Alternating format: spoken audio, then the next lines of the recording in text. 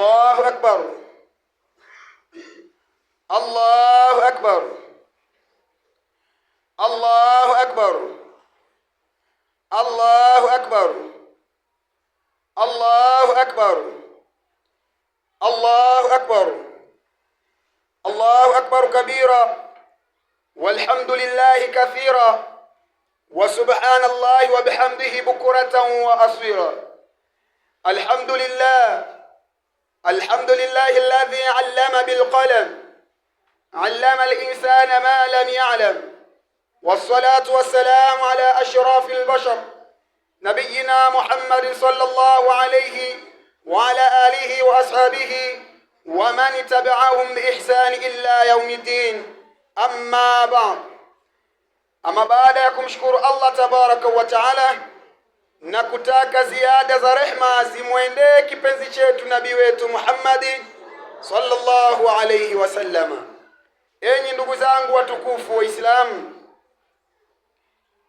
Allah tabaraka wa taala anatujua sisi Waislamu, anatujua sisi wanadamu ni wengi wa makosa.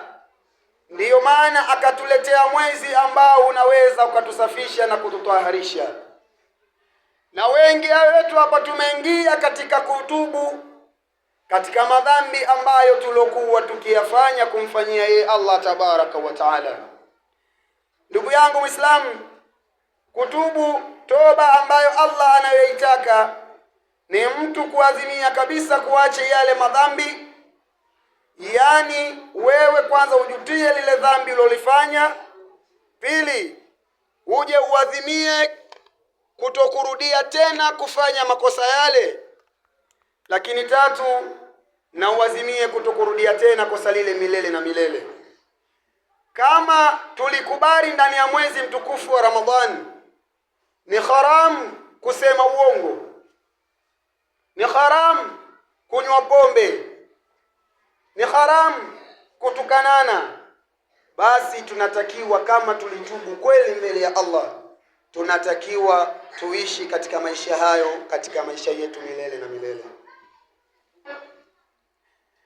Anasema Rasulullah Muhammad sallallahu alaihi wasallam akizungumzia jambo la toba, na hii toba ambayo ni wajibu kwetu sisi Waislamu kuifanya kwa kila siku. Rasulullah Muhammad sallallahu alaihi wasallam yeye aliwaambia maswahaba zake, wallahi inni astaghfirullah wa atubu ilayhi. Aliwaambia maswahaba, wallahi mimi ninamuomba Mwenyezi Mungu msamaha na ninatubia kwake fi yaumi akthara min 70 marrat, kwa siku moja ninafanya au ninazidisha zaidi ya mara 70. Huyo ni mtume wa Allah ambaye Mwenyezi Mungu ameshamtangazia kwamba yeye amesamehewa katika madhambi yote aliyoyafanya, aliyoyatanguliza yote. Allah tabaraka wa taala ameshamsamehe mtume wetu Muhammad sallallahu alaihi wasallam. Mimi na wewe, Allah bado anatutaka na bado anatupenda. Kama tulivyotubia kama tulivyokubali kutubu ndani ya huu mwezi mtukufu wa Ramadhani, mwezi ambao ulotamatika, Allah anasema tusichoke kufanya toba.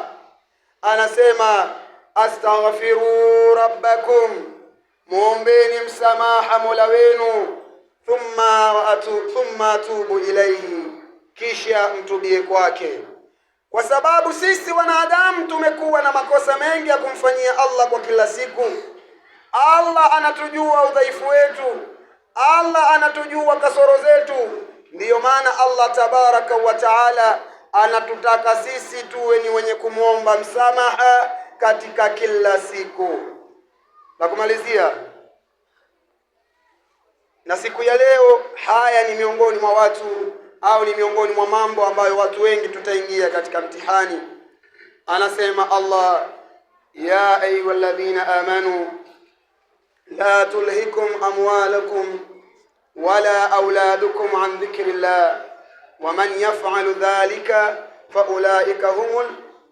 فأولئك هم المفلحون فأولئك هم الخاسرون. Anasema enyi mloamini zisikushughulisheni mali zenu wala watoto wenu ikafikia kana kwamba mkamsahau kumkumbuka Allah, na yoyote atakayefanya hivyo basi hao watakuwa wapo katika hasara.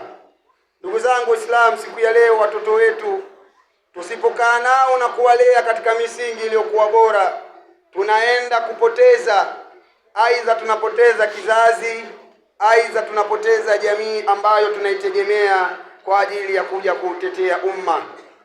Hawa watoto ambavyo ndiyo vizazi, wapo baadhi ya wazazi wamewapangia watoto wao siku ya leo wawapeleke katika makumbi ya starehe, waende wakaogelee, waende wakacheze mziki, waende wakanywe.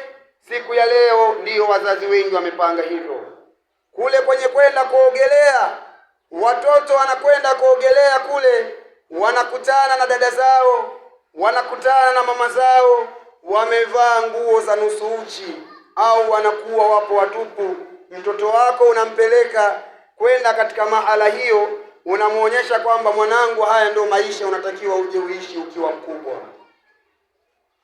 Mtoto wako unampeleka kwenye mziki, anafika kule anamkuta baba anacheza mziki, mama anacheza mziki.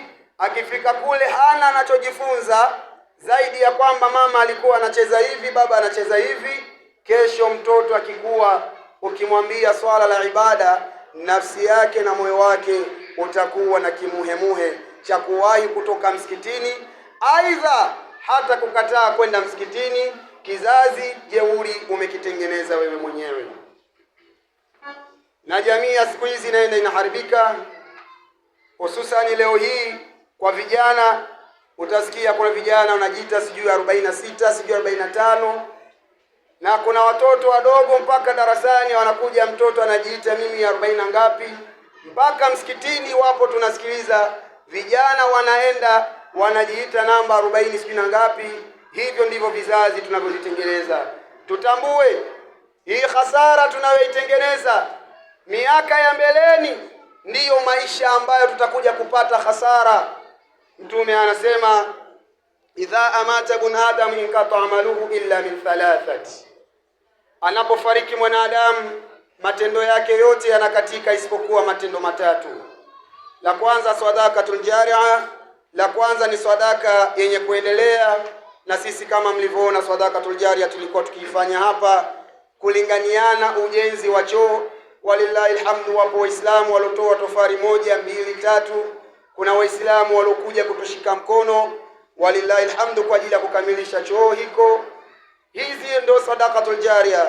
Au ilmu tanfau bihi, au kaacha elimu yenye manufaa ukamfundisha mtu kazi ambayo baada ya wewe kufa ile kazi yeye akaendelea kulisha familia yake kwa pato lilokuwa halali. Lakini sio elimu yenye manufaa ukamfundisha mtu wizi, ukamfundisha mtu utapeli. Hiyo ni elimu isiyokuwa na manufaa na utaenda kuipata malipo yake siku ya Kiyama. Lakini la mwisho anasema au waladun salihan yad'u lahu, au kaacha mtoto mwema ambaye atakayekuwa anakuombea dua. Sasa tujiulize 45, je, atakuwa akikuombea dua au atakuwa akikufanyia maombi ya aina gani? Na naweza nikawaambia wazazi, nendeni mkawaulize watoto wenu, hii 45 ambao umejishora katika shati ambao umeandika katika nyumba yangu inamaanisha nini? Wa ilahuna muntaha. Wa hadha, assalamu alaykum wa rahmatullahi wa barakatuh. Eidul mubarak, taqabbalallahu minna wa minkum.